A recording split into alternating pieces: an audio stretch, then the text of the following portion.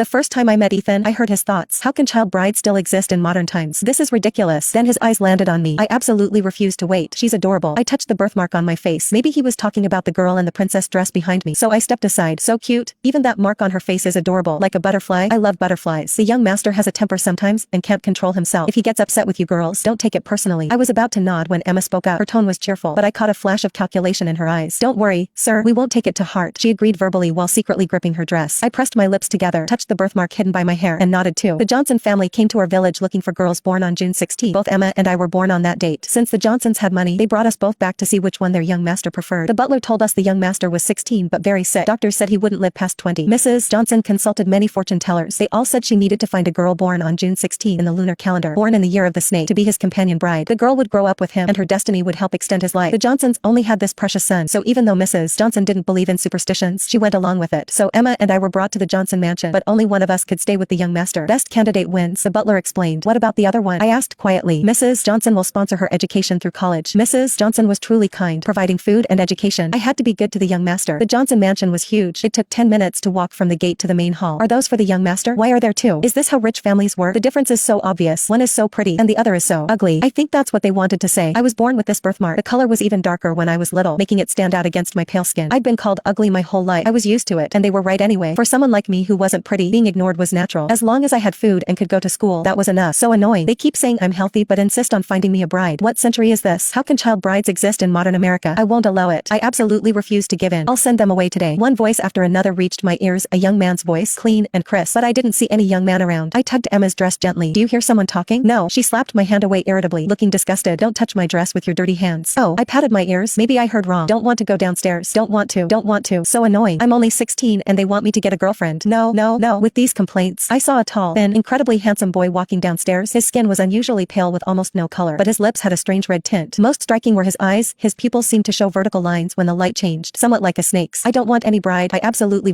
wait. She's adorable. I met Ethan's eyes. His gaze fell on my birthmark, and I quickly looked down. He must be talking about Emma, not me. She was wearing a puffy dress today and looked cute, so I stepped aside again. Why won't she look at me? Am I not handsome enough? Feeling insecure. Are you the young master? I'm Emma. Emma stepped forward, perfectly blocking half of me, extending her hand with a sweet, innocent smile. Ethan looked at her hand, then slowly moved his gaze to my face. So cute, so cute, so cute. That mark on her face is adorable too, like a butterfly. I love butterflies. He was talking about me? I instinctively wanted to hide my birthmark, but he said it looked like a butterfly and was cute. Why is she covering it? Such a cute butterfly mark. So adorable, like a little kitten. My ears turned red. The continuous compliments made me forget the amazing fact that I could hear Ethan's thoughts. Emma held her hand out for about a minute before Ethan slowly extended his slender hand back. Ethan, I don't like physical contact, but it would be rude not to shake hands. Sad. Emma smiled sweetly. Can I call